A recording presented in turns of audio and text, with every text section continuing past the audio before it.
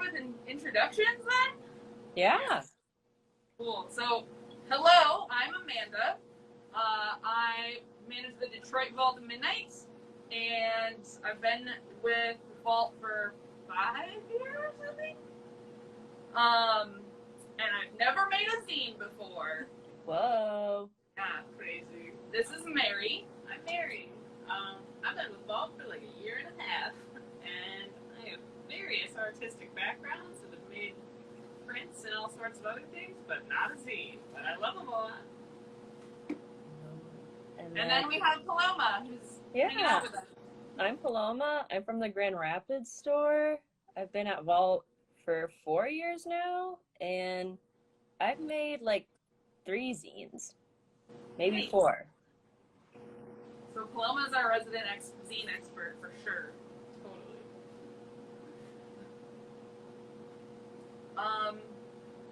Cool.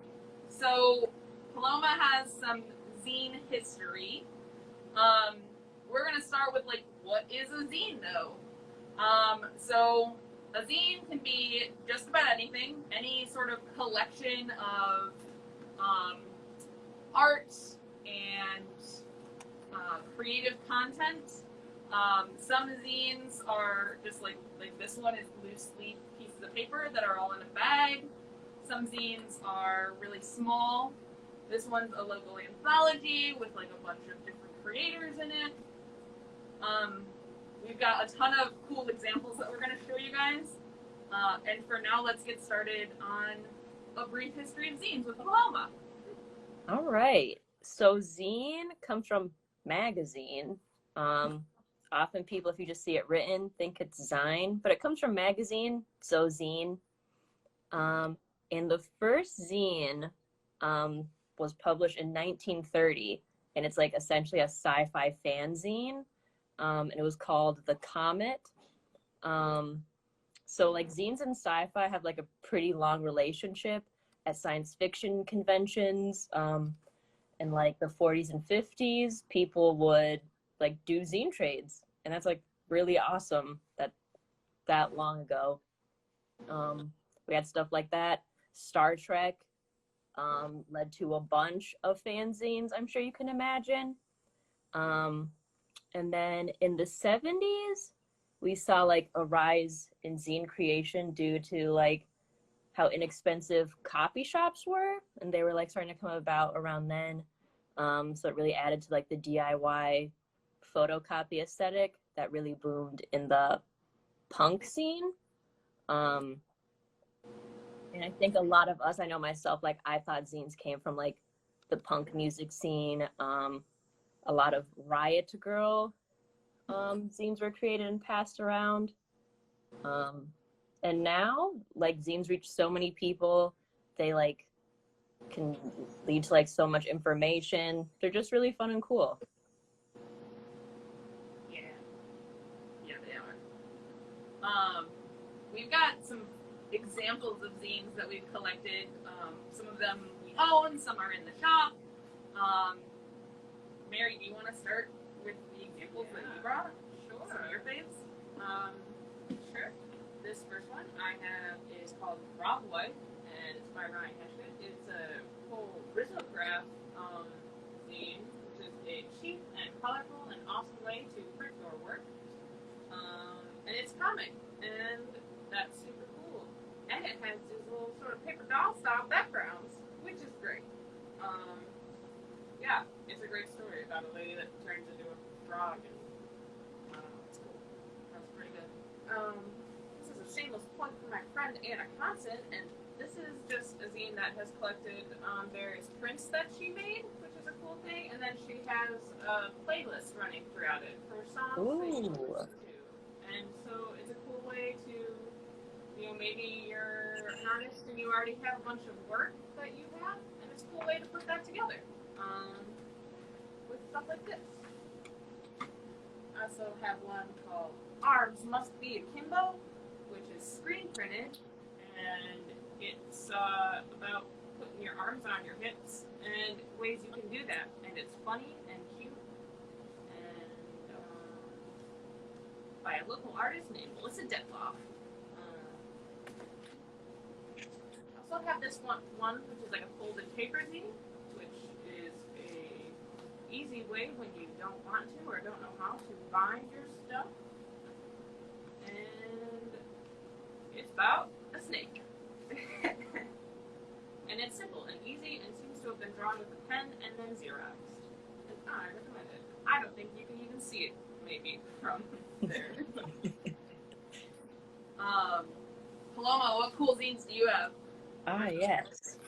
I have an example of how zines can like be essays. Inside this one, I read comic books, and it's really just a bunch of cool nerds coming together. This like essays about how the Swamp Thing saved Superman. So maybe you're like, man, I don't know where I'm at drawing wise, but you can like put your writings in a zine. I also have my friend Austin's like photography and poetry zine that they did. And so poems and a picture that they took.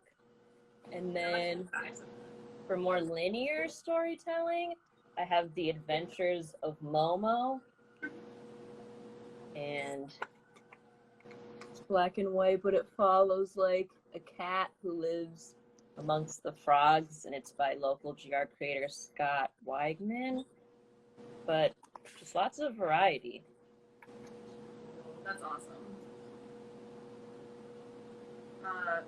Some of the ones that I brought, because I wanted to bring some pretty weird ones. This one is a small little guy, and it's like just pictures of Jeff Goldblum that have been printed on different colored papers. So it's not even like necessarily original content, but like they put it together so you can appreciate the genius of Jeff Goldblum. This one is by one of my best friends, Aaron Polk. And it's cool. This is a little memoir comic that he printed in zine form. Oh. It's got a very nice little cover. This one is actually, like I said before, it's actually individual pieces of paper that are all different and have just been collected together in one little bag. And some of them are like really small. So this one is Do You Ever Dream That You're Floating? Or Floating by Kat Schneider. And it's just 4 pages. And it's a very small, simple little comic. And then this is a home altar zine, and it folds out. And Oh, so I like that.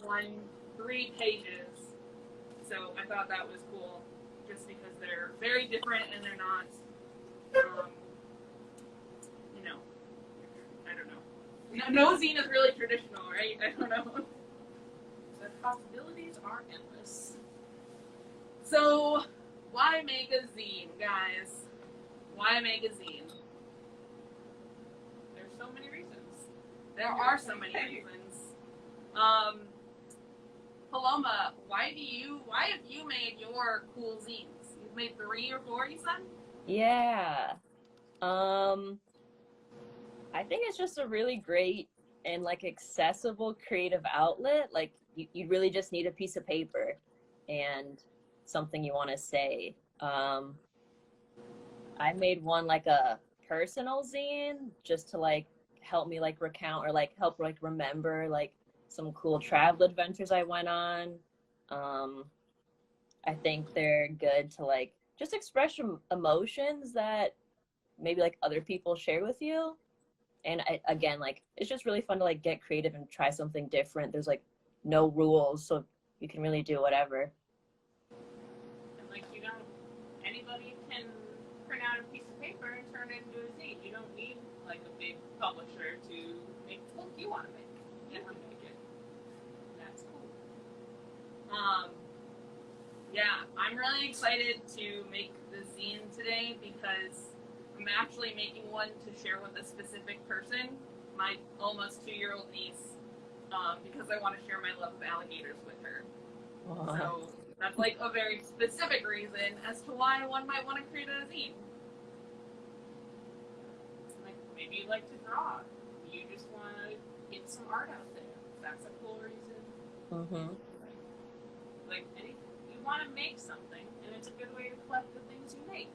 Maybe you take photos or write or do anything. It's easy to put together and it's fun. Yeah. That's a perfect transition for the next part of this, which is what is in a zine? Literally anything, which I think we've already shown, to be honest. It's art, it's stories, it's essays, it's photographs of Jeff Goldblum. It can be like instructional. Like we have a zine here that's Make Your Own Fun, which is a zine about making zines. We also have a zine here, like How to Resist Amazon. Oh, wow. Yeah, which is a cool one. I have one, Make a Math Check, that's about math in RPGs. Whoa. That's crazy. That looks really cool. I hate math. I love math. Amanda, me too. Cool. We need you guys. It's important. Yeah, so anything can be in a zine, and any sort of mediums can be in a zine. It just depends on what you want to convey to your readers.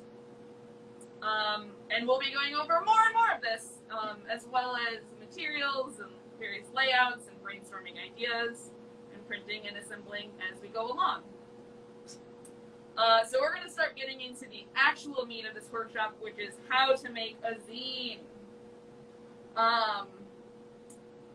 We're going to go step by step. In fact, I'm making my very first zine. It's a zine about alligators. Like I said, factual, facts about alligators. And I'm going to pause really quick. We've got one question here from Bourbon and Blood. Does the vault have a space to display and give out free zines? We will get into that later. Don't Just change want to the let you channel guys yet. know. So yeah, so I guess let's start out by talking about different art mediums. So a medium is just like an art tool. It can be crayons, it can be paint, it can be photographs. It can be your iPad with Procreate. Like Yeah. digital stuff. And we'll talk about like what we use and some of our favorite different mediums to use. Mary, do you want to start this one? Yeah, sure. I like to make a lot of art both traditionally and digitally. Procreate is like I think it's $10 on the iPad, and it's super easy if you want to get into digital art. It's almost as powerful as Photoshop. And then alternatively, I really like just using graphite and colored pencils on paper, and I think that's really great. That's what I like to do. Yeah. Paloma, what do you usually use? I usually use like a pencil to start out with, and then I'll go over it with like micron pens. But right now I just keep it black and white style. Yeah. I am I like sketch stuff out with just a pencil, and I'm using just my favorite normal writing pen for now. But I do really like the Faber-Castell India ink pens because they're water resistant, like they don't bleed with water, so those are really great to use. And then for this scene, I'm just going to use crayons because I love crayons. Yes. I've also done like a lot of art as watercolor paints, and then I scan that stuff in. And in order to make prints of it, I'll like go into Photoshop and edit it so that it looks better than the scan does. And then print those off. So that's another thing that I like to do. So there are a ton of different layouts that you can choose. This really cool Make Your Own Fun zine goes over a bunch of different layouts. There's like some classic fold-up layouts, which I'm sure we have some examples of here. It's folding? Here. Yeah, so this one is folded. You've got a folded up one? This one's mine folded. Yeah, so it's like one piece of paper, and it usually has a cut somewhere in it, so that when you fold it over, you can fold it into, this is, I think, 8 pages. Yeah. And that's really easy to print because it's just one page. So this would be what comes out of the printer. And it all hangs out right on there. You can also do something more like a fold out. We brought so many zines. Yeah. So like this one is made of like one big piece of paper, and That's it cool. folds out into one big long accordion style comic zine. Yeah. This one is a literal newspaper, and you can read it like a newspaper. Whoa. So that's really cool. It's so big. Just like Dad used to read. Paloma, do we have any other cool ones that we want to go over? That are unique? We also have just like a classic like half page. So it's like one 8.5 by 11 sheet of paper that's folded in half. Oh yeah, I have a couple of those. Maybe like a quarter page booklet. I think like the half paper folded is like very popular. Yeah. Yeah, or the quarter page. And like you can also get crafty and like you have your main book and then for the cover and back of it you have like, you know, some cardstock to, you know, Yeah. if you wanted to do a cheaper thing on the inside and then just make a real flashy outside, that's a cool thing to do. That is a cool thing to do. I have decided for my zine I'm going to do a quarter page. And that's the cool layout that I'm doing. So we'll get into more of what I'm doing later. A note in here is that we have is to leave margins for printing. When you copy something, you'll notice that there's always like a weird margin around the piece of paper. So either it needs to be printed like bigger so that you can move past and then it will have to be cut, or you just have to make sure that you take into account the fact that things will print a little weird and you need to make sure you stay away from those margins. Probably don't want the most important part of your page to be on the border of it. Definitely. Or maybe you do. It's your art. You can do what you want. True. What makes a page look interesting? What do you guys think? It's a bold question. It That is is pretty big. I think if you are doing like drawings, just like something that looks cool, like a little unique. And I think if you're doing like essays, like an approachable, simple font, like always looks nice. Yeah. I'm trying to think about what things we have that have particularly. So like this one's really cool too. Oh yeah. So this one Oh, just sorry, has. Mary. What? Oh, you're fine. Thanks. The zine just has a lot of color. So you have black and white, and then you have color zines. So this is cool because it was printed. This is like the center page, so it's all one image, and it goes like from blue over to pink, which is really fun and very eye-catching. It's a magical girl transformation.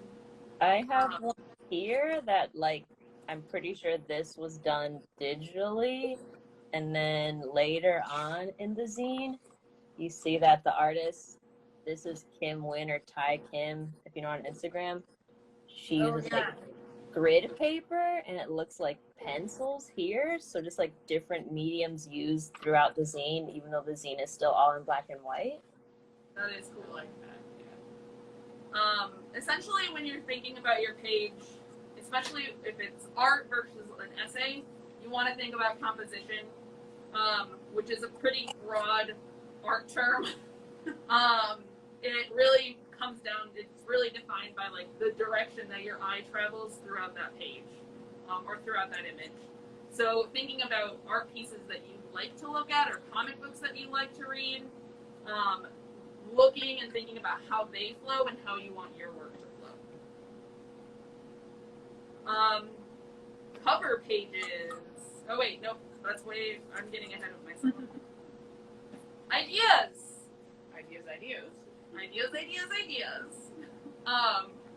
This is maybe the most fun thing about zines because you can come up with literally anything. When I was trying to decide what to make a zine about, I think I came up with like 20 different things that I could do, and then finally settled on one that I wanted. You can just like spit the zine out for anything you want.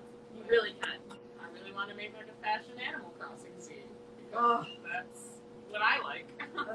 that would be a very good one. You know, you can. Paloma, what are your thoughts on Ideas? ideas? I really like we're all nerds here, so I really like fan stuff. So I made like a quick little one last year, and it's a Fall Out Boy fanzine. Oh my god. And I just talk about a Fall Out Boy concert I went to when I was a kid. My favorite lyrics. What are they? What's Yeah, your number sure, one Jane. favorite? And then I have songs from Fall Out Boy that I've sang at karaoke, Wow. and which ones I want to sing at karaoke.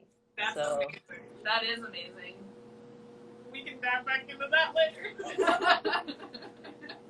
It sounds like Paloma's gonna have to send some of her zines out here.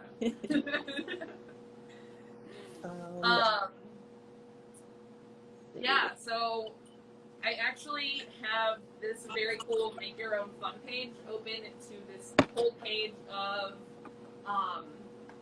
different prompts. So this is by Christina Beksinski, who I can't pronounce, but she's amazing. She's in the UK. She shipped these books to us in the last week, and she's very excited. So I want to make sure that we shout out to her. She also did this all ages book that we've had in the shop for a long time actually, and I didn't realize it was by her. So this one is also how to make your own zine, and if Mary will flip it open, it's got prompt pages in it. So that's really cool. And it the pages tear out of this, so you can just Make your zine. Yeah, it's cute, and I think anyone of all ages would enjoy it. Heck yeah. So some of the prompts that she has in here are a diary zine. So recording your own experiences, special moments, mundane routine. What's your routine when you wake up in the morning? Journalism or documentary. Something you want to record and retell, a place, a person, an event. Here, Mary, you give us some of these. Oh, let's see. We got poetry. Abstract, cut up, random generated anthology. You could do things like a journey. So if you're traveling, I think Paloma said you did one about a trip. You could do stuff like that. Interviews. You could talk to your friends or family members or whatever. Put that in. Paloma, do you want to list some? Yeah, what I think is really cool, and actually I forgot how awesome this is, instructional zines, which is what this is, but recipes, cooking zines are huge. Yeah, I like them a lot. definitely. That is really cool. Cool. So hopefully you guys have some ideas. Feel free to shout out your cool zine ideas in our Instagram feed. So that we can hear about what you want to do, because that's really fun. Cool. So how to choose a style? Do you like drawing? Do you like writing? You can only write. You can only draw. You can do crayons, or you can do paintings, or you can do digital art. It really depends on what you want to do. A cool idea too is to partner up with a friend. So if you're really into writing and your friend is really into drawing, maybe you can partner up together and create a zine together. Yeah. Yeah. What will your zine be called? Someone else has to answer this question because I still don't know what I'm going to call my alligator zine. Oh, yes. My Fall Out Boy zine is called "But You're Just a Line in a Song," which is a Fall Out Boy lyric. That's so good. That's great. I did like a birthday card coloring book of animals in party hats. So the name of this zine is Party Animal. You're really just getting like the themes that you're like that are within your zine. And like you can use it as a title. That's my favorite thing to do. My travel one is called Out of Breath because we did a lot of hiking. And then one of the chapters in this is called Out of Breath. So I made it the title. Nice. Cool. If you have an idea for what I should call my alligator zine, you should drop that in the comments because I have no idea what I'm gonna call it. All about alligators seems too obvious. I don't know. I think it's cute. Yeah. That is cute. Maybe that'll be it. Looks like you have some alliteration going on there. Oh, Ooh. alligator. That's true. I want to talk about a little bit of like my creative process, I guess. And Paloma and Mary, I'd like to hear about your guys' too. So when I started this, I decided I wanted to do a zine about alligators because they're the best and my favorite animal. So I researched a bunch of facts and I laid out all of the different facts that I wanted to include. And figured out how many pages I would need from there. So it's kind of going to be a picture book style, so when you open it, it'll be like 2 pages will actually be 1 image. So from there, I made thumbnails, and Mary cannot stress this enough, that thumbnails are very important, because you may think you want to dive right into your big project, but maybe sometime along with your big project, you think, oh no, this isn't how I want things to do. And thumbnails just help you like come up with the best ideas. You know, at least very least you can lay out what you want your zine to look like, and then it also is a good like quick way to. Also, thumbnails I should say are you're just sketching out. Real quick, and easy. Maybe it's not as detailed or whatever. Maybe if you're writing, it's just like saying, okay, on this page I'm going to put this thing, and it's like a couple words or something. But it's just planning, basically, what you want to do.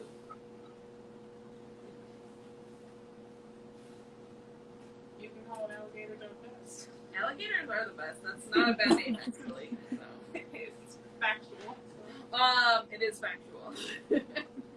Paloma, what's your creative process?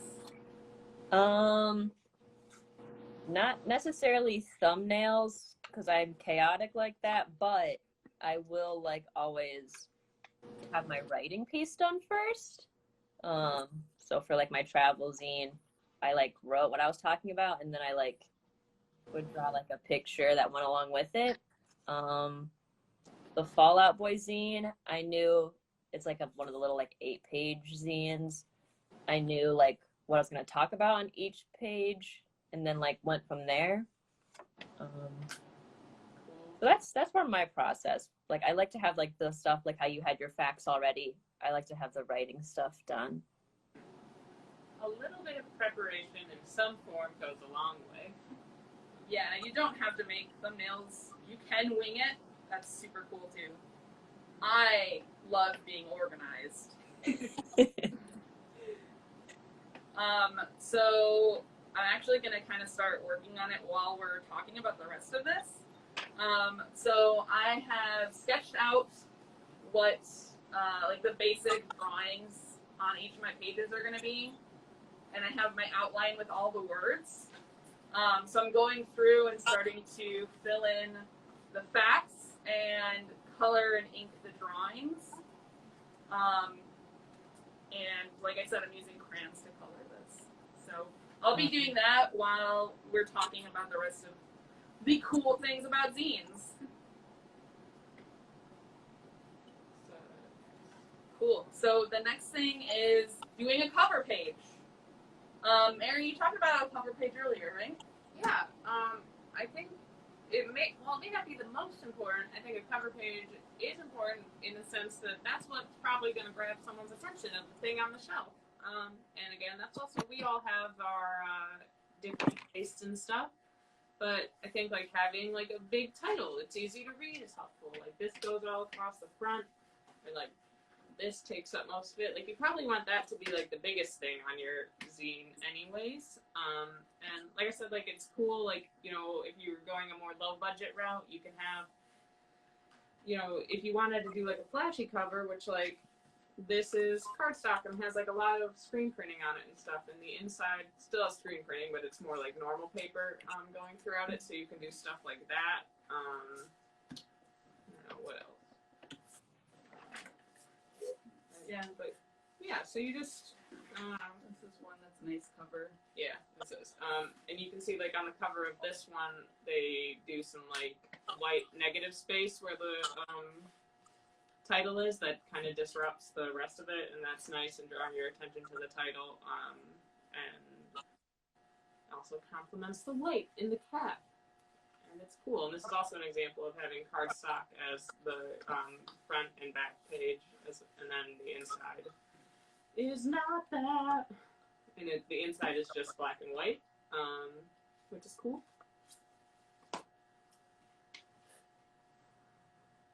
Cool. Yeah.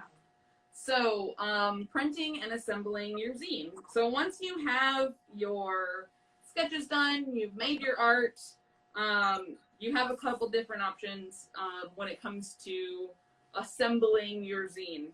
I have started I actually pre-assembled this booklet, and then I'm going to disassemble it before I photocopy it to print it. So it's already all put together. So now I can see where all the pages go and how things meet up with each other.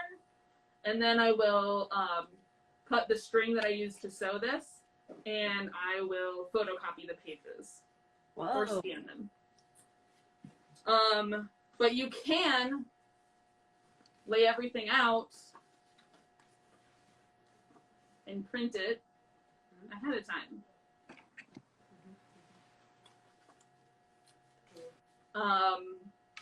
So you can have your layout.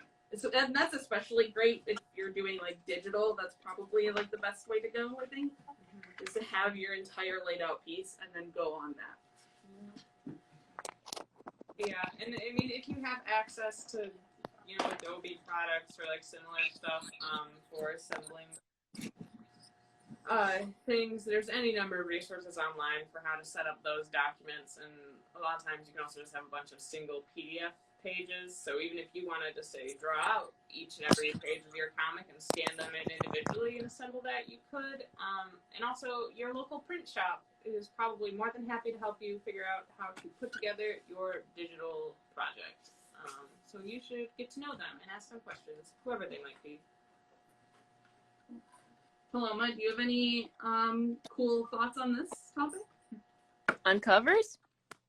Yeah. No, on Assembling. Oh my scanning God. and printing and how to put your book together. Got some really good alligator title suggestions in the comments. So Gator. Oh my gosh. I found like layouts online that were helpful. I don't know computers anymore. And I only know how to use Microsoft Word. So you get to a certain age and it's just gone. They don't tell you that. So finding like templates already, like my zine here, I just like found like a temp. This is not stapled. This got rain damage, so don't I mind was that. like, oh, are you doing a crazy cool layout there? But yeah, so I just like use those, and like they also tell you like how to like insert the paper when you're printing. Maybe we can include a link to that in the Facebook event. But I thought it was super helpful and easy to understand, since again I don't know how to use computers anymore. Yeah, fair enough. Yeah.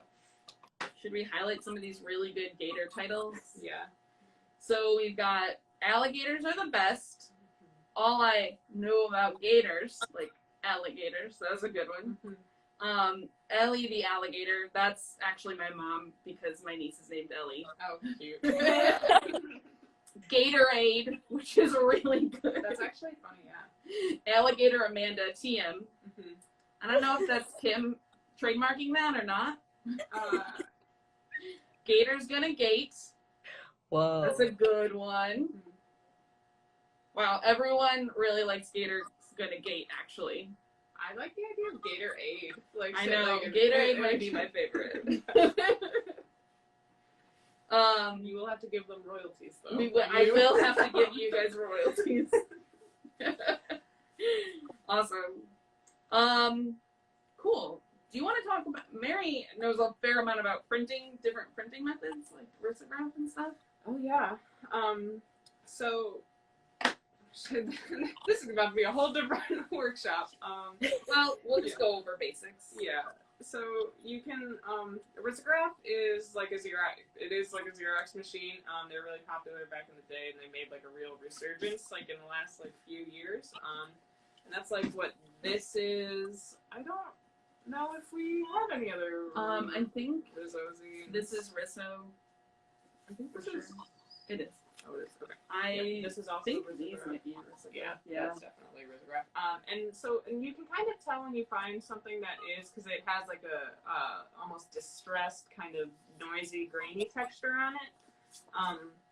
But the cool thing about risograph printers is that they often use 2 drums at one time of 2 different colors, and with those 2 colors, you can make a whole slew of other colors, and it's a lot cheaper than printing normally, and it's also like fun because you can get these like crazy bold poppy colors that you can't always get depending on the grade of like what you're printing digitally, and it does come with its whole separate process for creating a file for it, which a lot of places that do print Rizzo, they can probably do it for you for some sort of charge, but the internet is also a vast place, and there are any number of resources that tell you how to set up your stuff, and it's super fun, and you can create lots of cool colors and textures and effects, and it's great.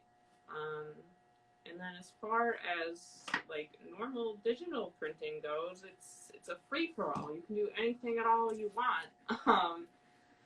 And I personally, like, if I'm doing anything with text, I know I like to do that in, like, Illustrator or Photoshop or alternate programs to those things. And so, yeah, it's a whole thing doing it digitally, but it's not that hard. Ultimately, you'll just want to save whatever you do as a PDF, probably. And I think talking to wherever you want to get them printed is a good idea. And my glasses are fogging up.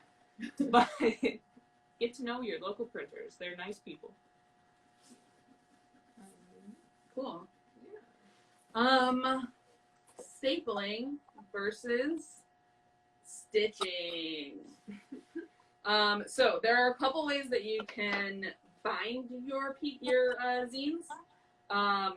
This one is sewn together. You can also stitch your zines with a sewing machine. And I have one. I didn't know that. That's Yeah, cool. so this one you can tell is stitched with a sewing machine. That's so cool. And you can tell because it's like one straight line, and there are a ton of different points that have been sewn. You can staple your zine.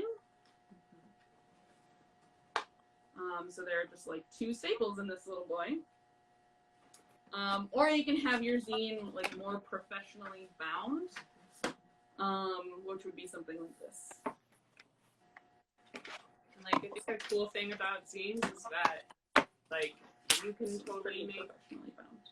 Ooh, yeah.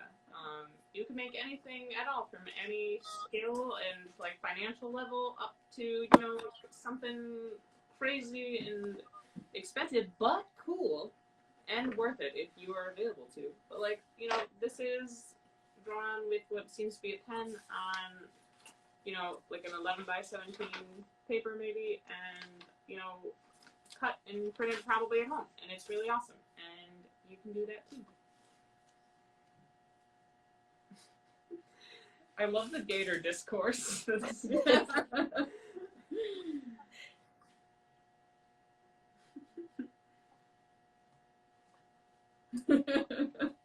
Wow, you guys are all so brilliant. Cool. So, do we have any more things we want to cover when it comes to the actual process of making a zine? Make sure you're having fun. Yeah, that's the most important part. That's why I'm using crayons, because I really love using crayons. It's very fun and low pressure. Here's the first page of my zine, by the way. This is inspired by this really beautiful video that I've seen, and a couple people have shared with me, of this alligator swimming through a marshy swamp. And this has a bunch of basic naming stuff. Okay, let's know how we have fun. I'm having fun right now. Yeah. All the kingdom and class and order and family and genus of alligators. That's just hanging out on the first page. Nice. They are part of the Crocodilia family, and I love all crocodilians. Alligators are just my favorite. I'm afraid of them, I'll be honest with you. The second page, which is only half done, is all about the differences between a crocodile and an alligator, which everybody. Whoa. Yeah. Helpful. Yeah. I heard that everybody does want to know. Yeah. I mean, crocodiles have really thin snouts, and their teeth go up and down, and alligators have wider snouts, and their teeth only point down. Whoa. Yeah. Now I know. Yeah. That seems less dangerous. I don't know, man. They're both pretty dangerous. I mean, yeah, but you got. I don't know. Yeah, Either. It's all good. Yeah, you don't want to run into either one in the wild if you are not prepared. So, cool. Let's talk about getting your zine into the world. Well, Paloma has experience with being at Zine Fest, which is cool. Yeah. So oftentimes cities or art scenes will have zine festivals, Zine Fest. Grand Rapids has Grand Rapids Zine Fest, and you can apply and they'll be like, oh, you're in, and you just can sell your zines that way. Or often that space is I've traded with other zinesters there. Sometimes you'll just hit someone up and be like, want to do an art or zine trade, and then you swap that way. So that's one way to get it into the world, just passing it along or trading between other creators. I know there's been a Detroit Zine Fest in the works for a little bit. I don't know. It totally Whatever. exists. They've had a couple, Yeah. and I think this year they were going to be having a pretty good sized one. But alas, COVID happened. Okay. And Ann Arbor has A2CAF if you're in one of those three cities. I've also been to Cake in Chicago, which is spectacular. And that was one of the best times I've ever had. That was a very good little zine fest. I think most big cities have one at some point. Yeah. And apparently Grand Rapids Zine Fest is February 27th. Pew pew pew. So Yeah. mark your calendars. It's really fun. What? It's really fun and cool. I It's bet. a good space. Seems like some fun and cool people attend it. You can also, maybe email or stop by your local comic shop or anything. Yeah, so to answer Bourbon and Blood's question from earlier, Vault of Midnight does we both buy and sell zines, and if you have a free zine and you want to drop it off, we can find a little bit of space for it possibly, and hand those out for you. The different ways that stores often do that, so we do wholesale, so we purchase your zines just outright for 50% the cover price, and you get that money right away, and then we sell your zines. Other shops will do consignment where you don't get any money ahead of time, and maybe every month or whatever they'll tell you how many sold and they'll pay you a certain percentage of what the cover price was. So those are different things when you're reaching out to different shops, like, hey, do you do wholesale or consignment?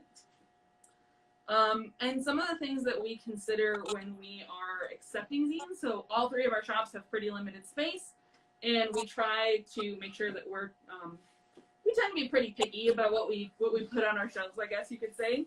But some of the things that we consider are the printing quality, the content, if it's written well and the art style is really cool. It doesn't have to be like quote unquote good art, but a really cool individual art style is what we're looking for. And we're also looking at like what the price is. So if you're trying to sell a little zine like this for $10, that might be a little too high. This might be something more that's like $5. And it's also 2020, so there are any number of sites with which you can sell them online yourself. And it's super cool because the internet's a great way to find the comic community and people that like art and zines and stuff. And I know if they're like on Twitter, there's any number of fanzines I see pop up every single month about whatever game came out or movie or whatever, and it's just people drawing stuff that they like and getting together. And you know, you have things like Kickstarter for, you know, maybe you and a bunch of your friends, you know, you all have a zine you want to make together and you have a solid plan, and you know, but you can't afford the production costs. Things like that are great for getting payment up front and being able to cover that stuff. So yeah, there's so many ways you can do stuff.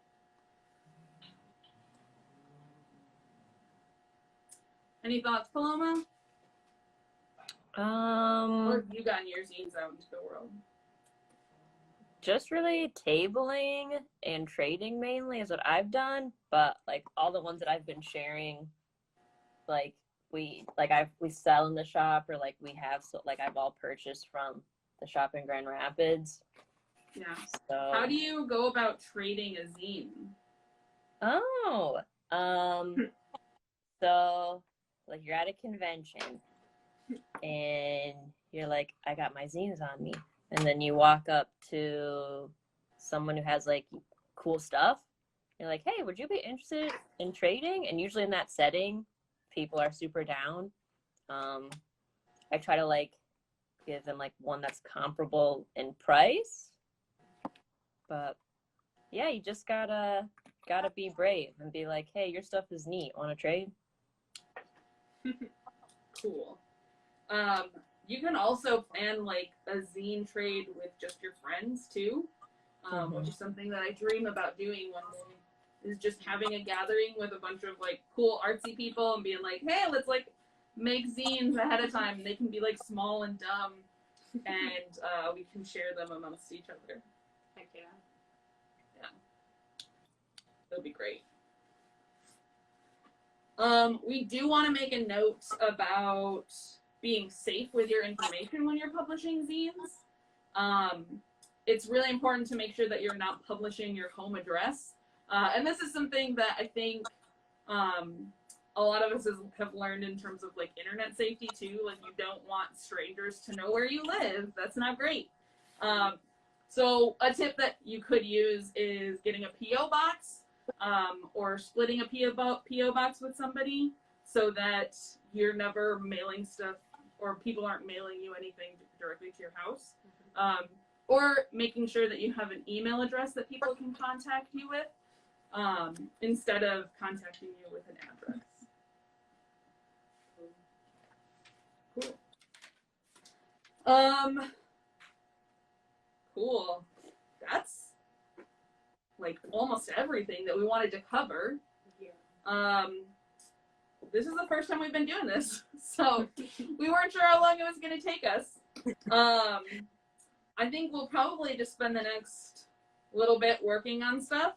So if you want to hang out with us online, you can comment in here. We can send you, like, answer questions and send you tips.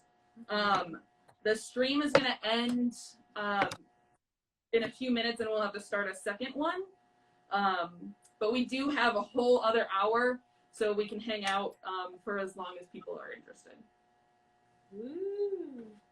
Yeah. And Mary and Paloma, are you guys going to work on a zine with me while we do this? Yes.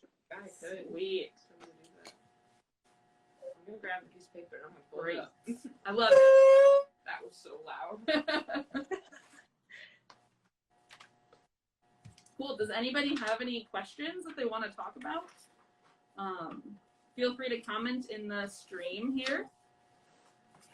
And send us pictures of your zines, like, as you finish them. We'd love to, like, share them on our Instagram stories. That'd be very cool. Oh, yeah. We also have Vault of Midnight Book Club. So we're doing some other digital events. So keep an eye out for our Book of the Month Club. It happens the last Sunday of every month. Yes, you can make your own fun and read it all about it. Or at least make your own fun. I don't know if you guys have Read All About It, Paloma, at the GR shop. I can't remember.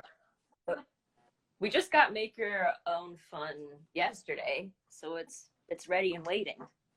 Heck yeah. And there are some other zines that we have too, some other books that will help you make a zine. So Make a Zine is a really cool one. Year of Zines. And these all should be available at all of Vaults of Midnight. And then the Cinco Central Artists Workshop, Guide to Creating Professional Comic Strips. Oh yeah. That's a cool one.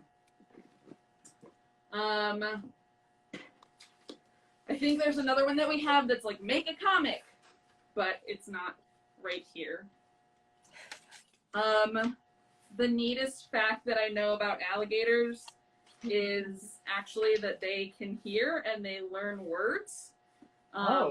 So they can be trained to like do different things and to come to their own name, to answer to their own name, which is really cool. Yeah. Ah, yeah, that's cool. Yeah, it is really cool. Not scary or anything.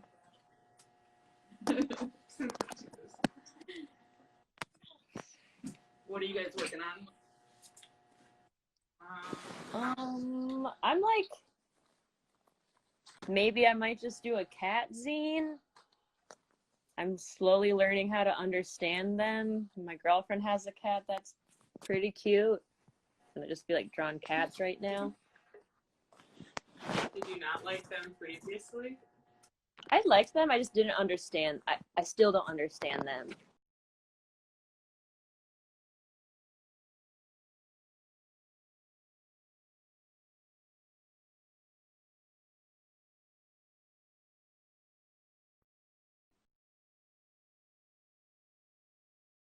Sorry, we cut out. But we're back. Cats are complicated, yeah. Have you noticed any trends on what type of zines sell well at your shops? Bigger, smaller size, certain types of content? I feel like more colorful stuff usually does good. I feel like the people that are in the comic shop specifically tend to like more illustration focused zines as opposed to very text heavy ones, just because of the nature of the store we are in. Yeah. I'm so sorry.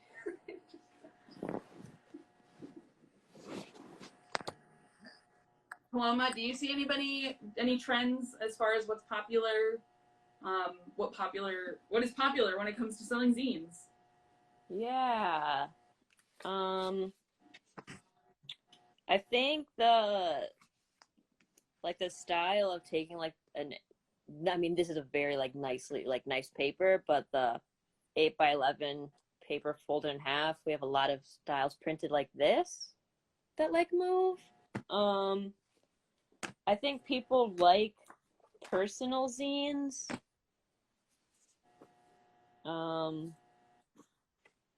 Yeah, I think personal zines are like pretty popular in Grand Rapids, or honestly like art zines.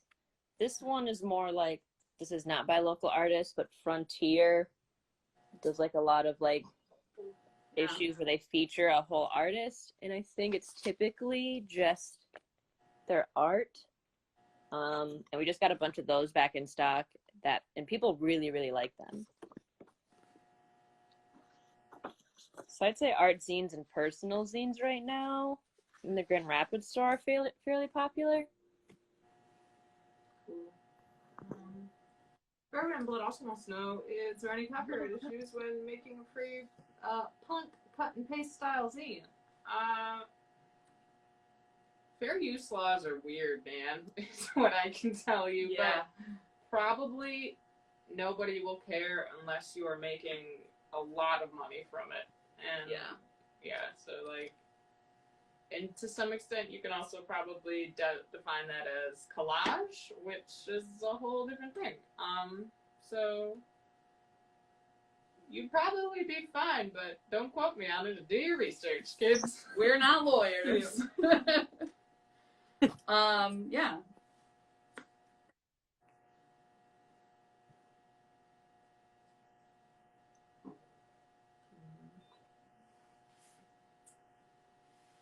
Paloma, are you working on something cool over there?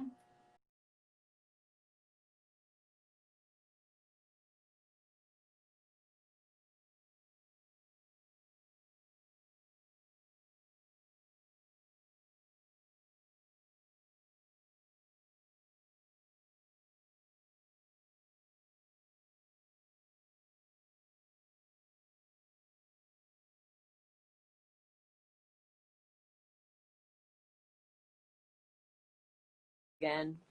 That's all right. It's all well and good. What do I need to do though?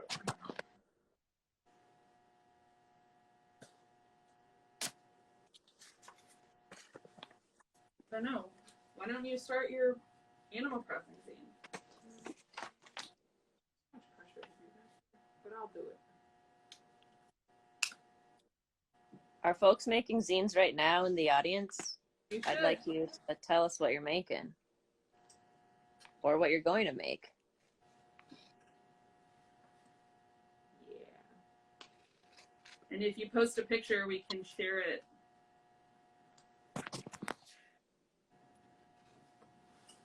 What property got y'all into comics and geek junk? Kianoa asks.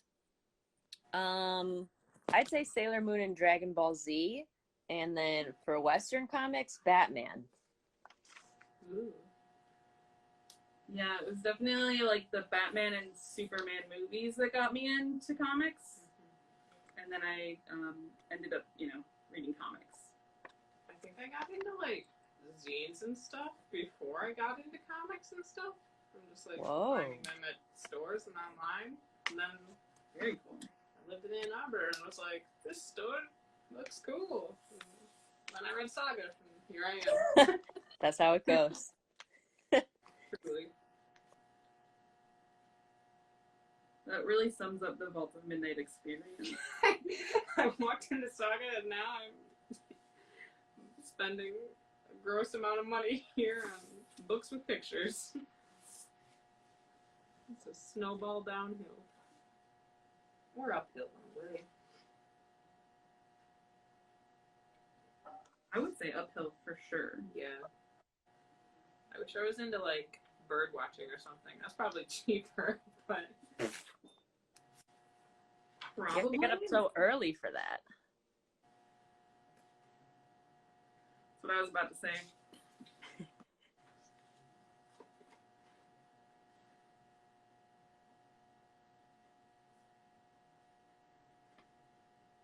Do you have to get up early to bird watch? Yeah, I thought about joining my university's bird watching club once, and they were like 6 a.m. and I didn't live on campus, and I was like, no. That's crazy. Reasonable.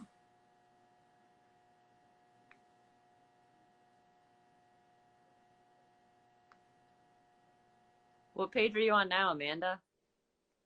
I actually picked a different page. I'm not going in numerical order.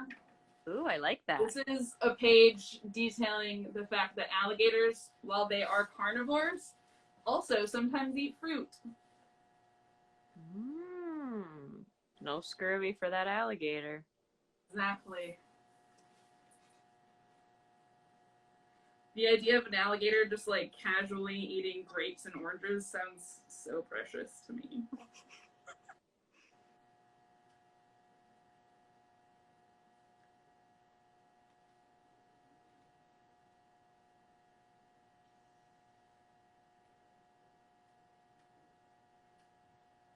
Mary, what did you decide to do? I think I'm making a zine about fake birds now. Fake birds? Yeah, I don't really know what a bird looks like without looking at one, so I'm just kind of drawing fantasy birds. Oh, I like that. Yeah. That's a very good idea. You can do anything when you make your own zine.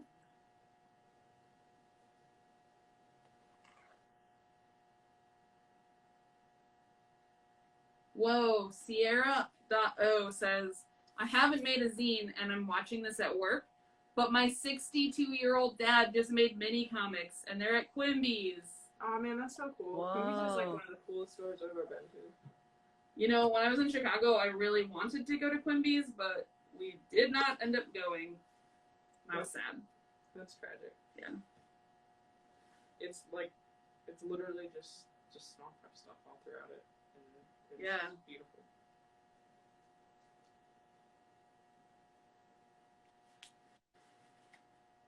This alligator has the most beautiful fingernails I've ever drawn. I want to see.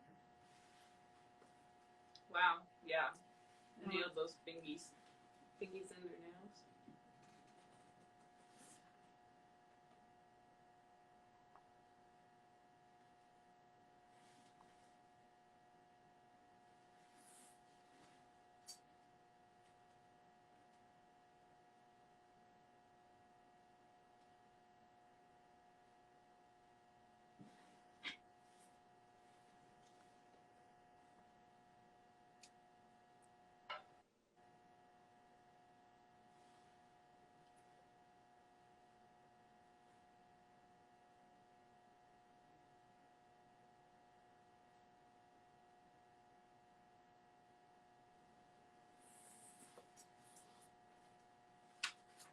Mary, are you using crayons too?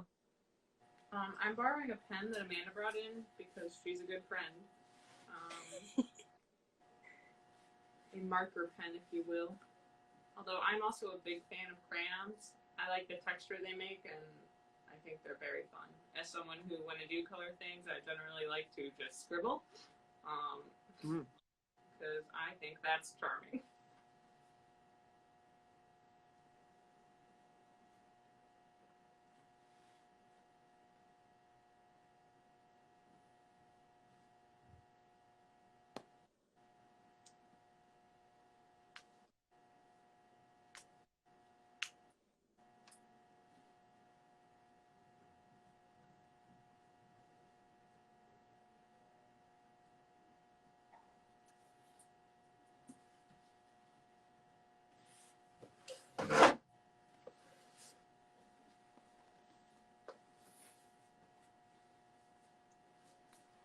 Doody-doody-doody-doo.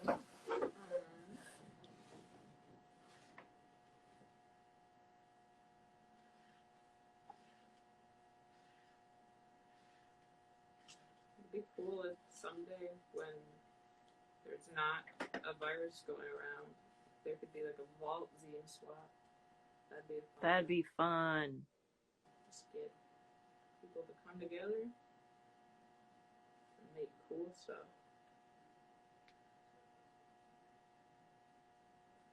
I need some help. What's a good name for a fake bird with like really long legs? I'm talking like spaghetti noodle legs. All I can think of is legodactyl. Legodactyl. Legolas. That's what this bird's gonna be. Yeah. Legolots? Yeah, there we go.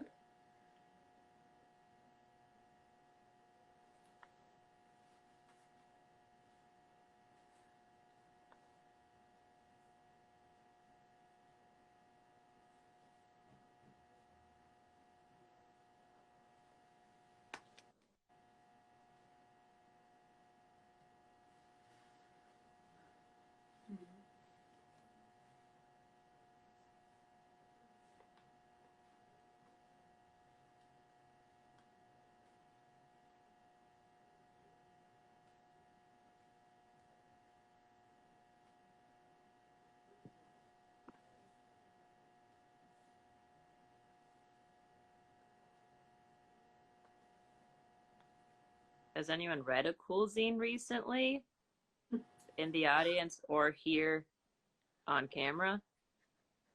Yeah. Share your fave zines, audience.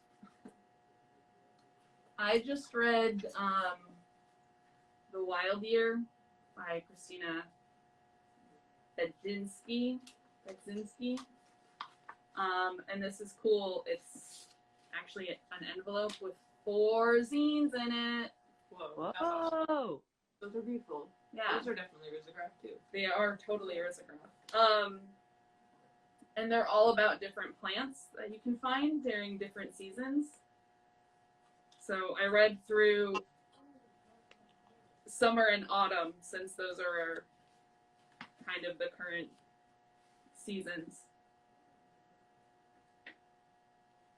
That's pretty neat. I recently read, I don't know, at what point does it stop being a zine and does it turn into a book?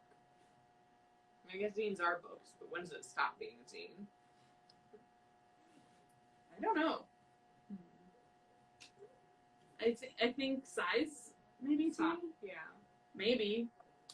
Maybe size. Well, we have this, we got one, like, comic zine from Microcosm Press, which is Batman is lost in a wood, or whatever. And it's really funny and weird, and Oh, yes. like a real, probably bastardization of Batman, and I enjoy that. I think it's funny. And the art's really pretty.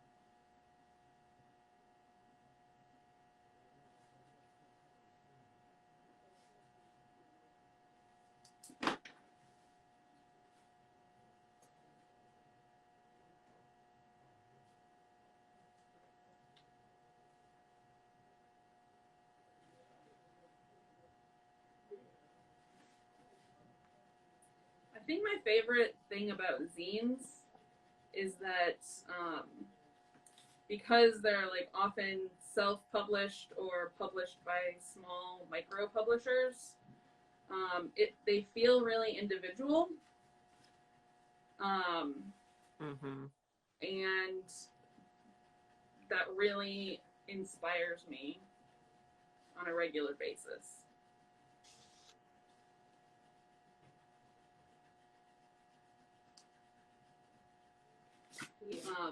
I remember at Cake, there were, I think it was me and Leah and Liz from the Grand Rapids and the Ann Arbor shops, respectively.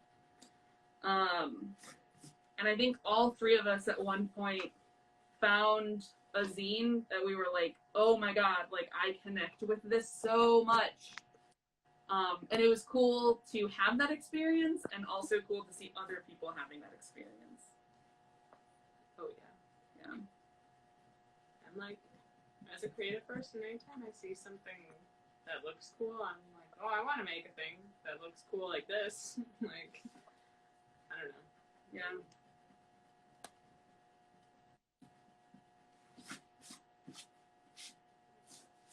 I hate erasing pencil, you guys. Good job.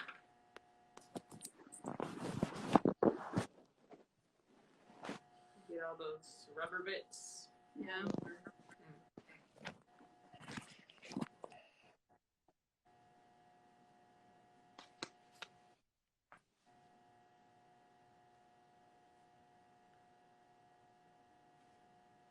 Paloma, was it hard the first time you made a zine? Do you have any road bumps along the way? Yeah. I'd say it was hard in the sense where I like got into my own head and thought that it had to be perfect. But I was like, no, it's a zine. It can be whatever. And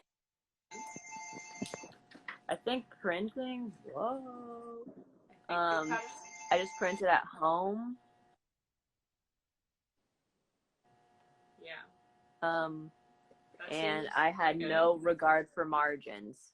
And Oh, on my Fallout Boy zine, sometimes when I print it, some of the words get cut off, and it's like my handwriting, so it makes it incredibly hard to read sometimes. For sure. Is that cardstock that it's all printed on?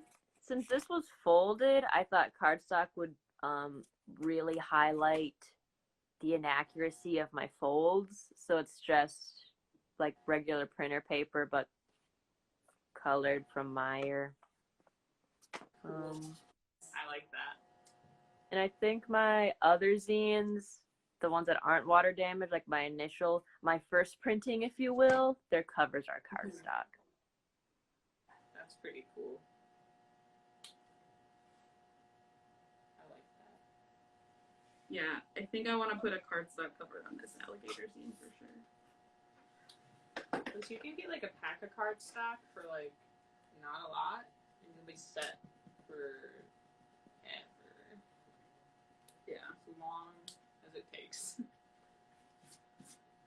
You can also probably like find like people selling it on like Facebook Marketplace or something. You can get anything on Facebook Marketplace. You really can. Probably buy zines on Facebook Marketplace. I don't know. Ooh, maybe you can. Oh. That's probably another good way you could get them out there if you didn't know what else to do. Just blast it to your social media friends. Can I share like a cool zine format that I bought? Please. Or maybe I traded. I would love but that. my friend Austin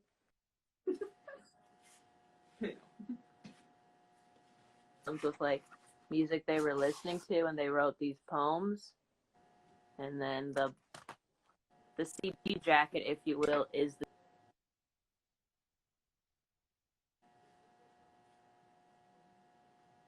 You're cutting out, perhaps, I think.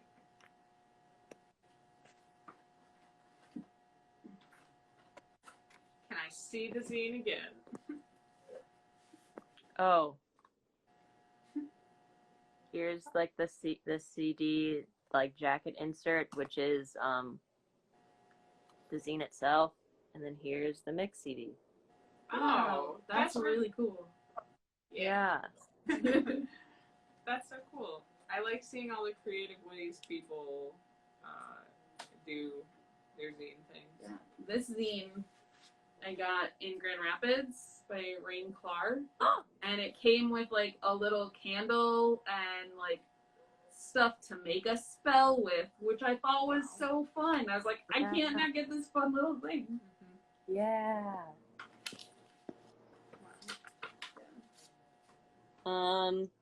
A local Grand Rapids creator, Kim Wynn, she makes zines and a lot of other things, but she has these enamel pins that she sells, and one of them is like Bao, and so it talks about she has like a zine that comes with it talking about like Bao the food. Oh, cool. Yeah, I've seen those. They're so good. I love that. And then she did like a t-shirt that has like a person with like ramen spilled on them, and then if you buy the shirt you get like a zine about ramen. Aww. Oh, that's really cool.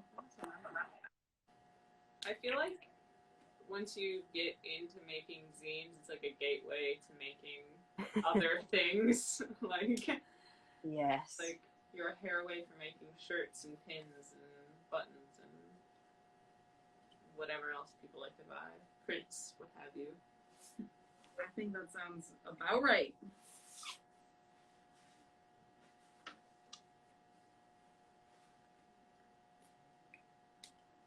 Wow, this is just the best thing in the world, you guys. Can't believe I haven't made a zine until now. But look at you now. Look at me now.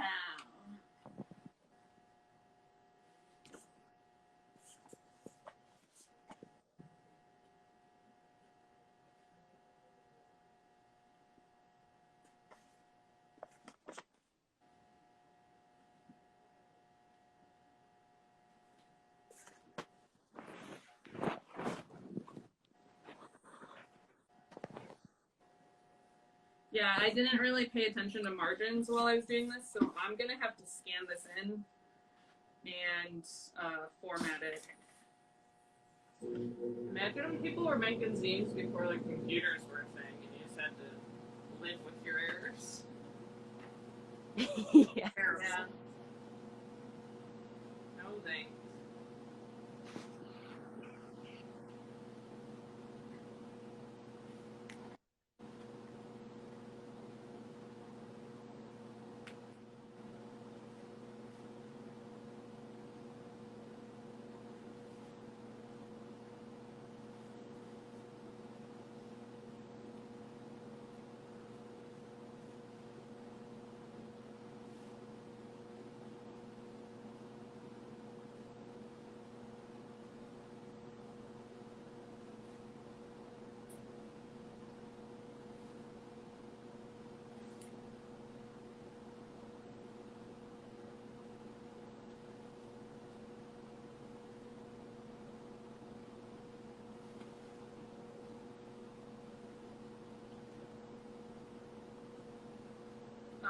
There is this Rotarium by me.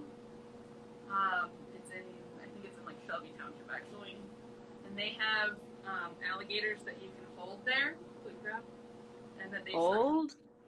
Yeah. So the last page of my zine is actually me holding one of their alligators. Their albino alligator named Salt. Whoa. Yeah. So if you ever want to hold an alligator, you could just go there. I don't know, Amanda. I'm a little freaked out still. They're babies. I mean, Salt's not super baby anymore, but that's where I learned about the fact that alligators can hear and learn words. That's awesome.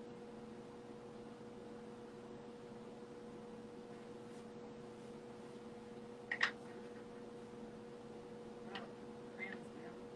It'll get you every time. Yeah. What do you get? Love your little friends or tiny times. What are they? I don't know.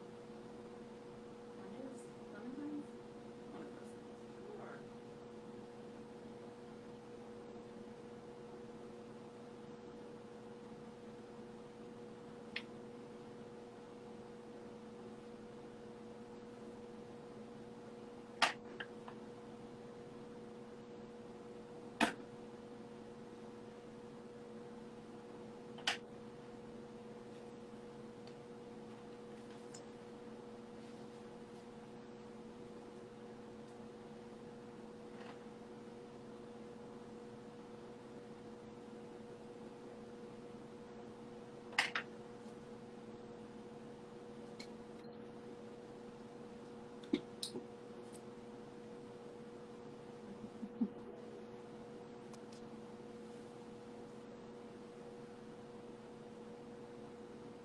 Mary, what kind of fake birds have you drawn?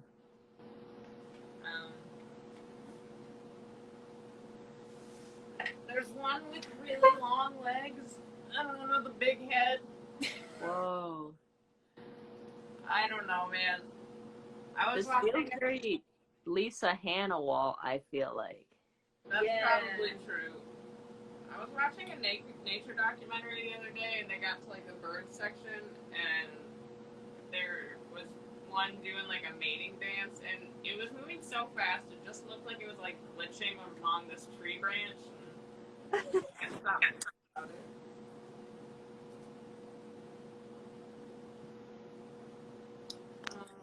How many pages do you end up with the folding method? 8?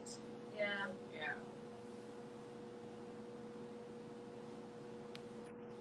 For that, like, classic fold. Paloma, what's your zine about again? My girlfriend's cat. Ah, yeah. What's the cat's name? I need to know this.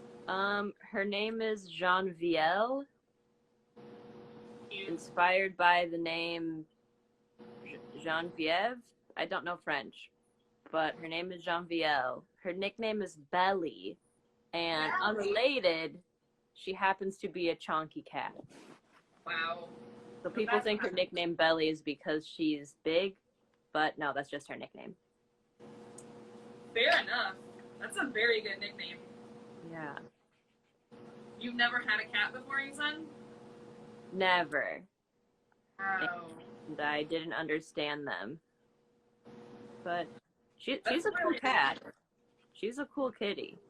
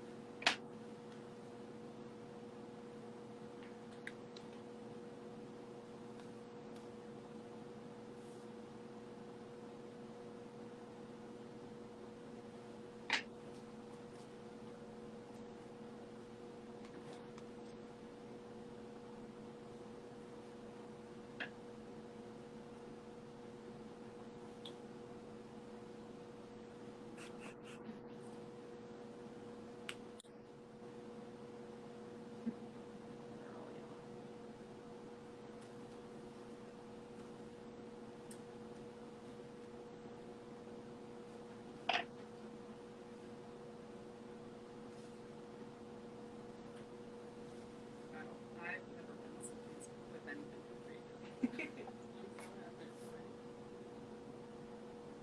I don't know if I said that loud enough, but I've never been so pleased with anything I've created. Whoa. I feel like the world needs to hear that. Whoa. Make a zine! Yeah. It's always good to make stuff you like.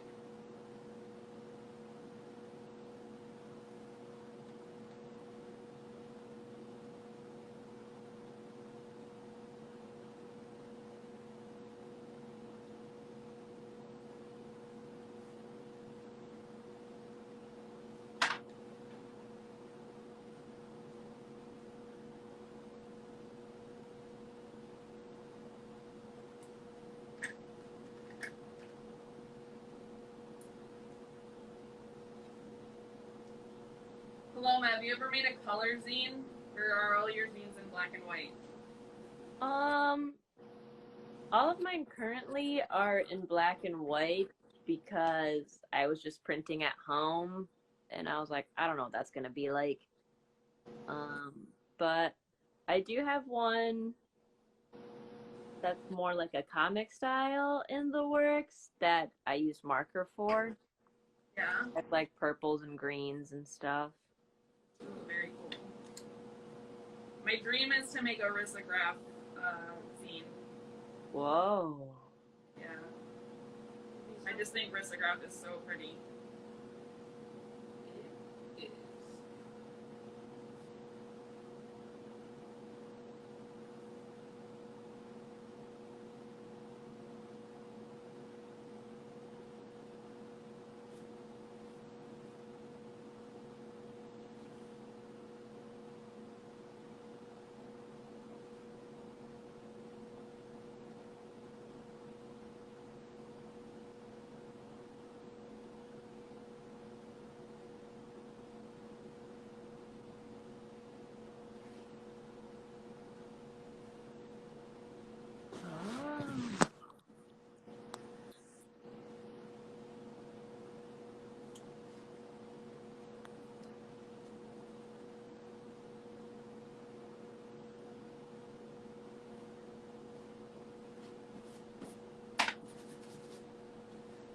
Wow. I finished this page. It's beautiful. Wow. Peace. I'll be honest, I did trace a lot of these alligator pictures. That's okay. Like a pretty casual tracing, but sometimes you just gotta do what you gotta do.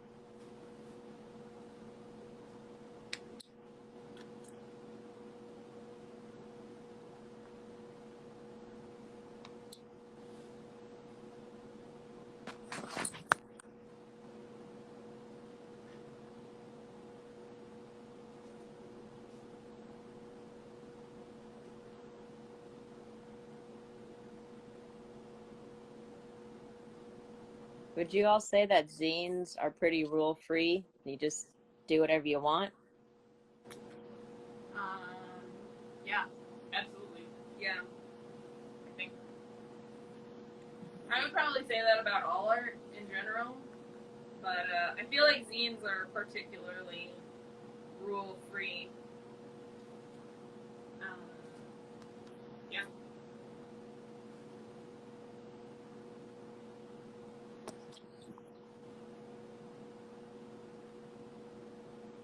No, I guess it's what your end goal is. Like, if you're making a zine and you want to get rich or whatever, then they're like, maybe you look at what other popular zines are doing.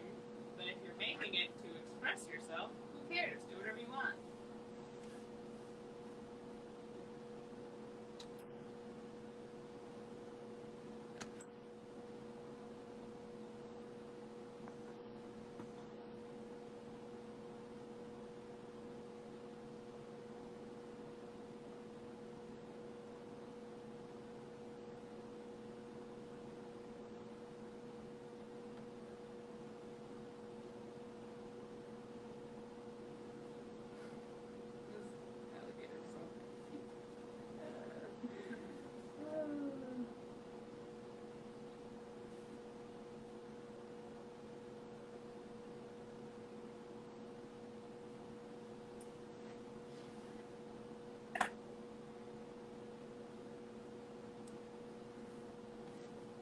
Do you guys have any like dream zines? I just want to make a comic really bad, and getting that published off the back is probably never going to happen. So, I'm going to make a Western thing, something involving Ooh. cowboys. 'Cause that's what I like.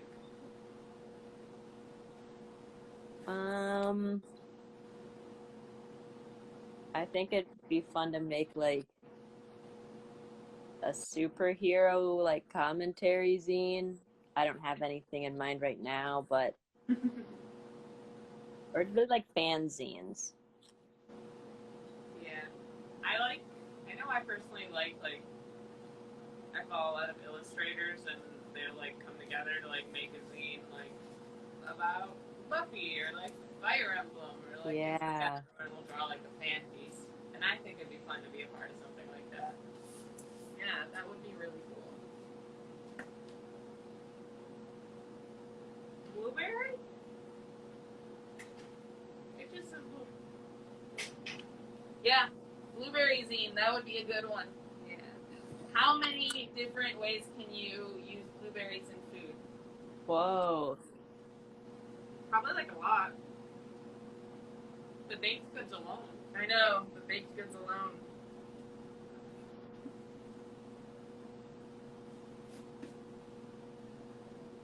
Man, making a zine about my favorite baked goods might also be a really good one. Yeah. I think a recipe zine would just be very fun. Yeah. Yeah. One time I would started making a recipe like scrapbook, and it'd be cool to turn that into a zine. Oh,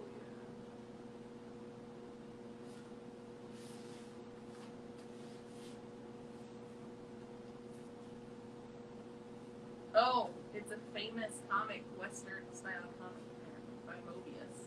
Oh, I've never heard of that. For some Yeah, reason. me neither. I should. I love Mobius's art a lot. We'll have to look it up. Oh yeah. That'll be fun. Lieutenant Blueberry? That sounds cool.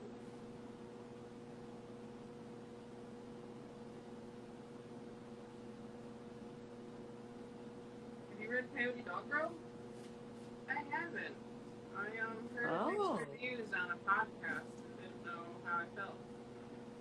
But I should read it at some point. Yeah. It's got that good Western style. It does. I just checked out and I'm reading Seven Deadly Sins, which is Nice. TK. Yeah, it's by the guy that like drew for Protector. Ooh. So the art's really cool. Wow, I didn't know that. That sounds really cool. Neither did I. Realistic. Wait, goes to Gotham. Second.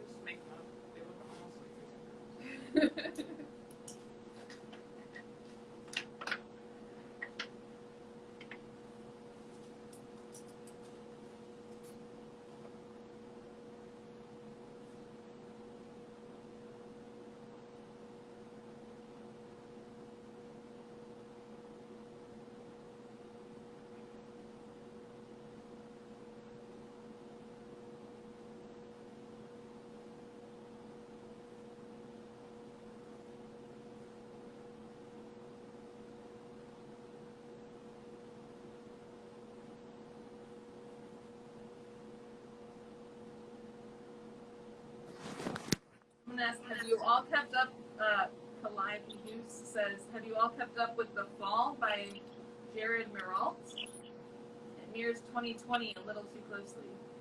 I have not heard of that, but I'm going to look it up because it sounds really relatable. Kino asks, if you were any superhero, who would you be and why would it be Batman? First of all, it wouldn't. Yeah, it would not be Batman, Kino. I would be Wonder Woman because she has a sword. Yeah, that's a good choice. Yeah. Can I be an anti-hero?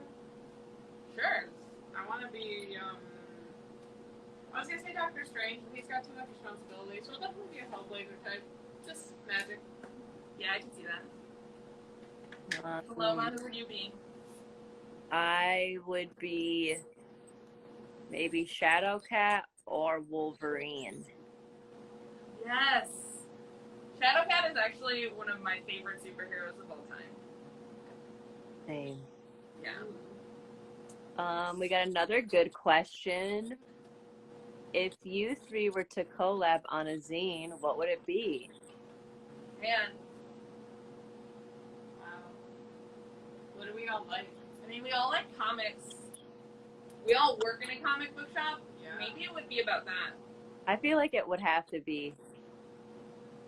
Maybe a magic comic book shop? Oh my gosh. Whoa. Alternatively, a haunted comic book shop.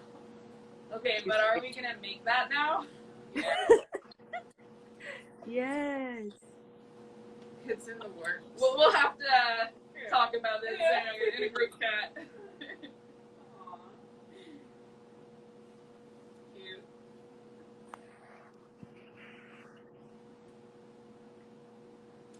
That was a good question. Yeah, that was.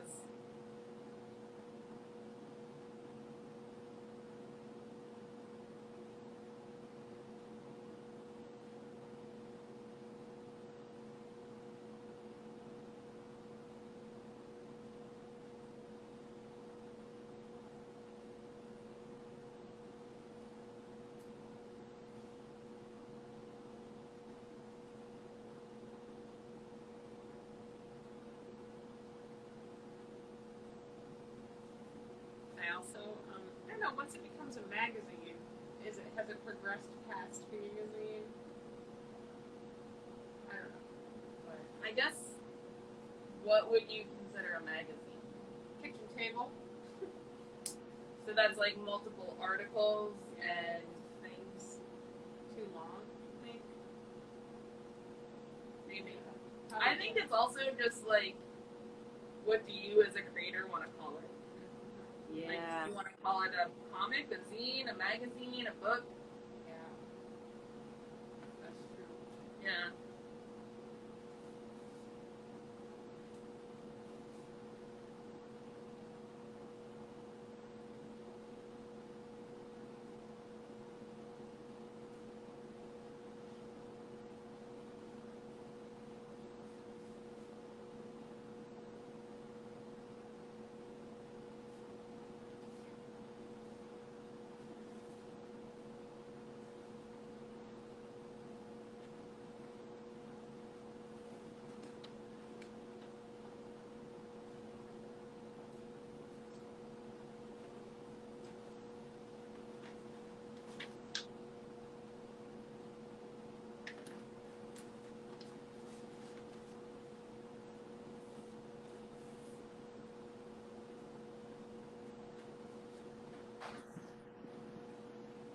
Someone asked, do you all work as artists freelance?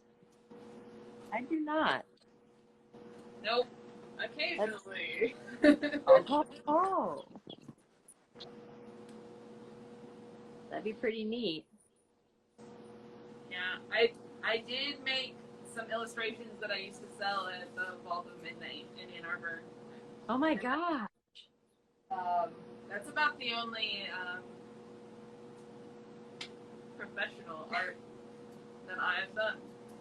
I do graphic design and I draw. I will occasionally do a commission if I want to, but I'm picky. That's cool.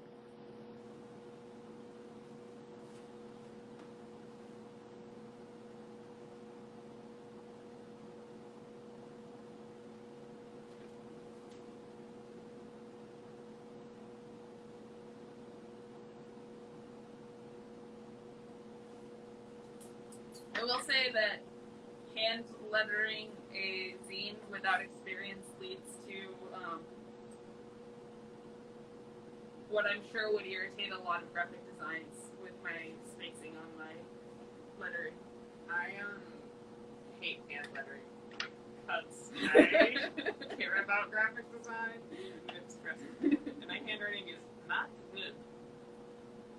Yeah, this is reasonable. That's how I'm feeling about this.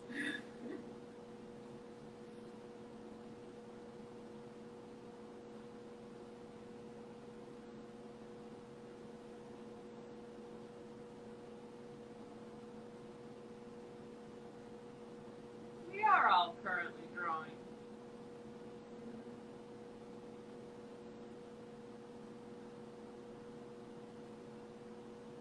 Wow, who are some of my favorite? Who are some of your favorite comic, zine, manga artists? Oh my gosh. Look, Becky Cloonan is at the top of my list, you guys. I even have 2 of her zines right here. Oh my gosh. Yeah, 3 of her zines. I love her. Yeah, she's amazing.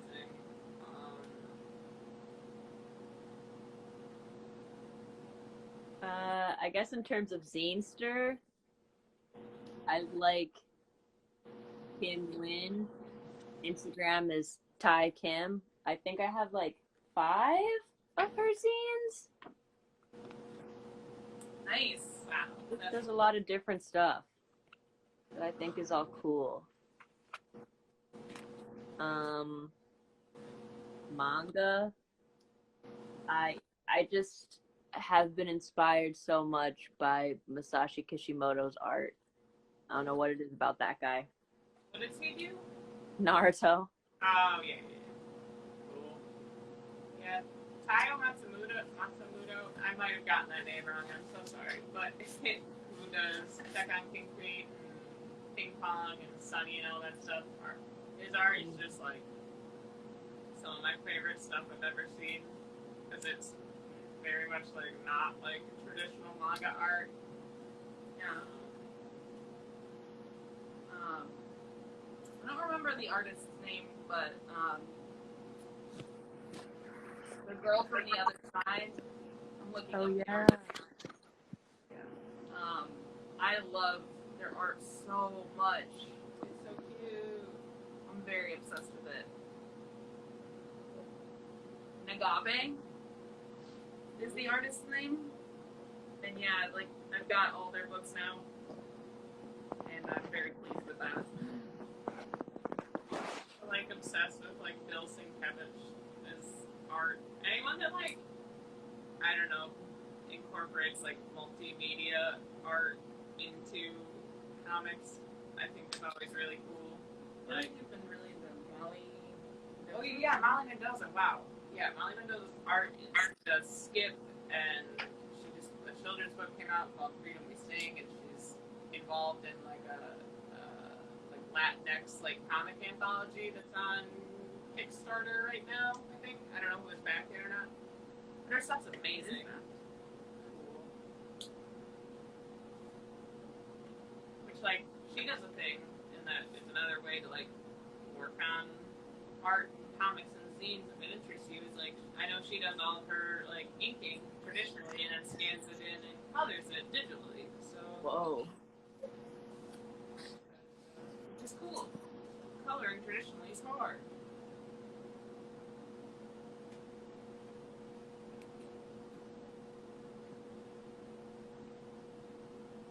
Dave Cooper.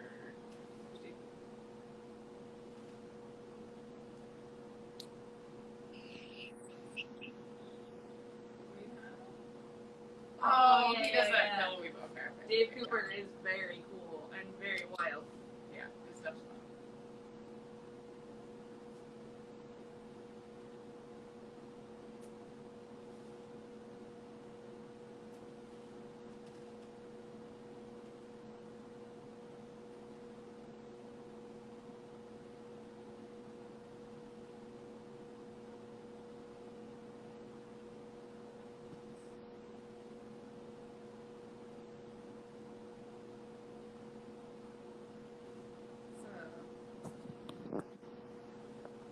coloring with crayons is really weird and like fun and cool, and not worrying about going out of the lines, but like blending colors, and it's really enjoyable, you guys. It's great. I love crayons.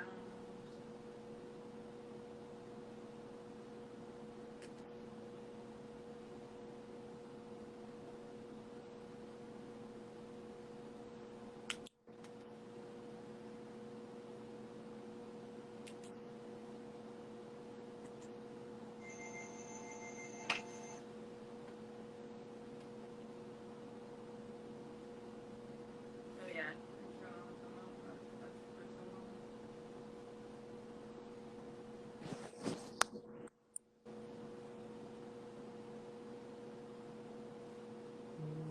There was a cat sneak peek. I did not see Do it this again. cat sneak peek. Yeah.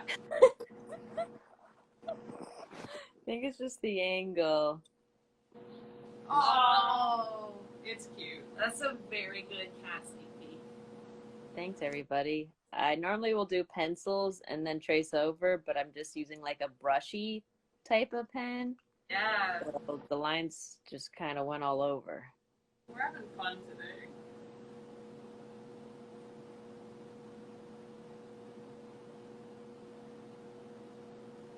Oh, oil pastels. I haven't used those in so long.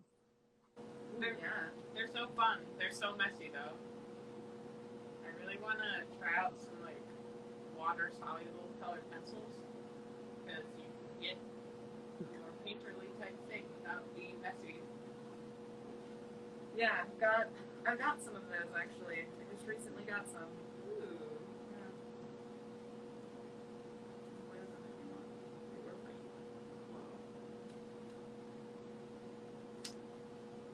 Yeah, I think most of the time when I do art, I use a lot of watercolor paints. Actually, usually is my favorite go-to medium. I really like doing like inks and lines and shading and stuff traditionally, just because I feel like I have more control. But I do really like just using Procreate to like color stuff because it's more forgiving than real materials. If I don't like this exact color or like whatever. Yeah, that's very true.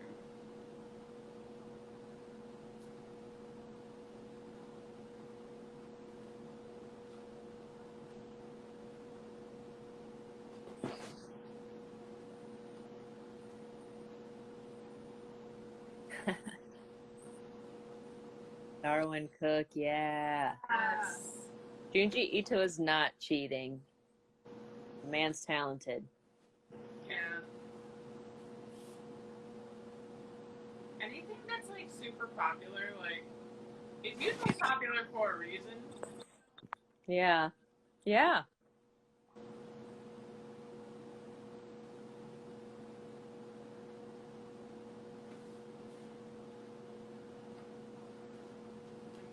Wow, this is the happiest alligator. Finished another page.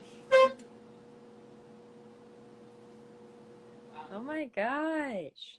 The colors. He's singing a rainbow. Yeah, those alligators like to make noises, and it's very cute. My friend sent me a TikTok this morning, and it's a guy who works with alligators, and there was a video of an alligator bellowing, and I like almost cried. It was so cute. I didn't know they made noise. Yeah, they totally do, and it's very cool.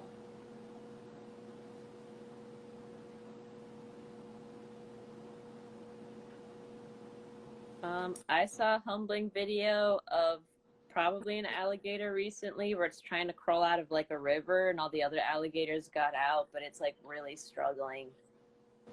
Yeah, Made it seem more approachable, you know? Like more goofy. yeah. Did it get out? I left the video, so I don't know. Oh, that's fair. It was almost too much secondhand embarrassment.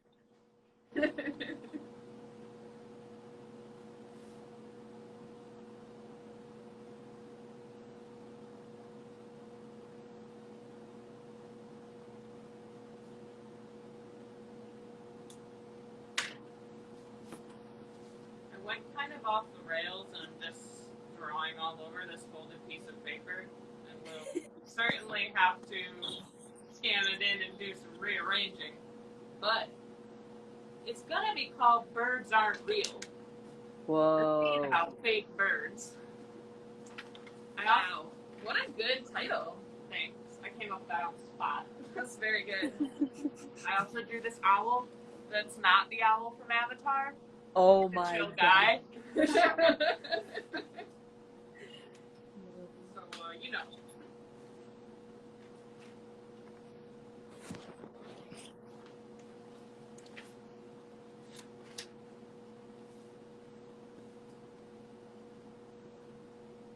I've gotten to the point of my zine where I've decided to ink the drawing of myself holding this alligator. Yeah. And it's nerve-wracking, you guys. Can't take it back, as they say. That's why you must boldly ink and hope for the best. Yeah.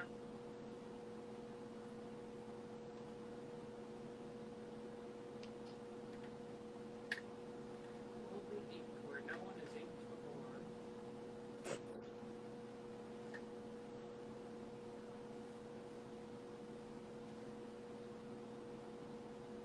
Could be worse so far. That's my general attitude when making art. This could be worse. And it's important to just try anyways. Yep.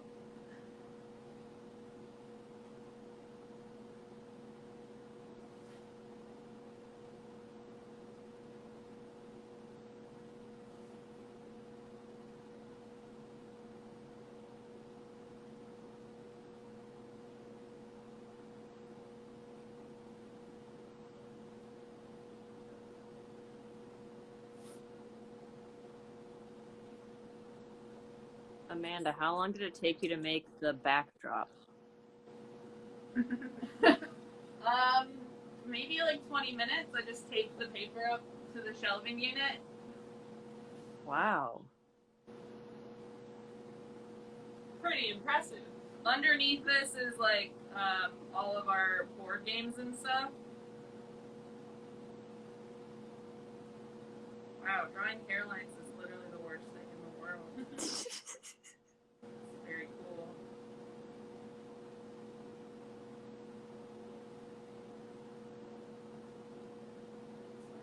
It's fine. It's just there.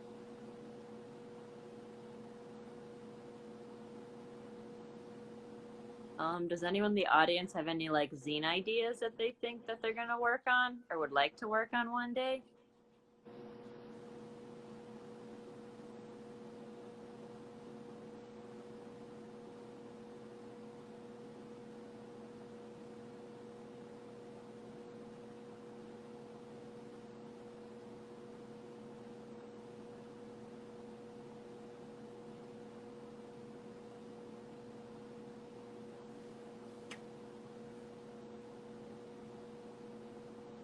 Terrible recipe ideas. That'd be a good one. Yeah. That'd be fun.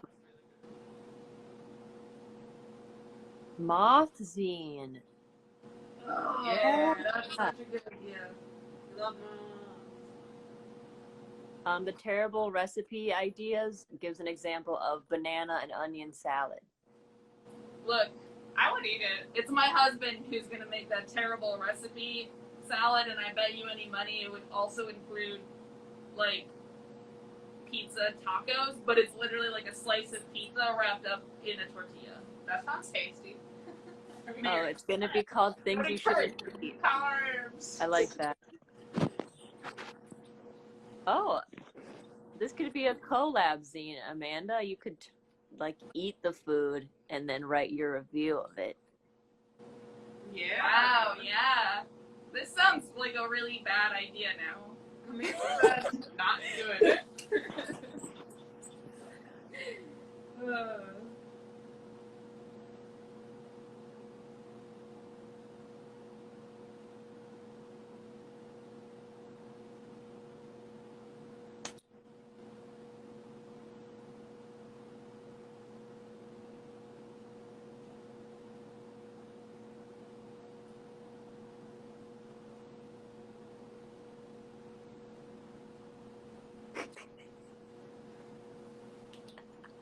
You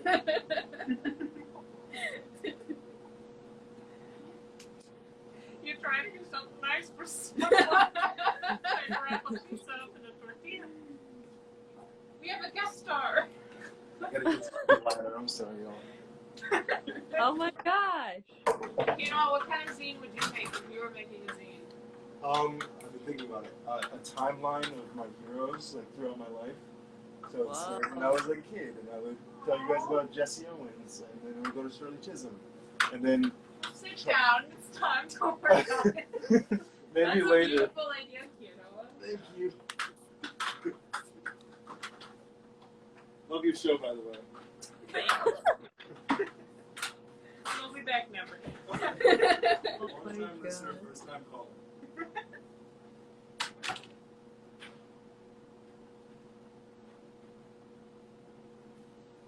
Drawing this baby alligator is really good.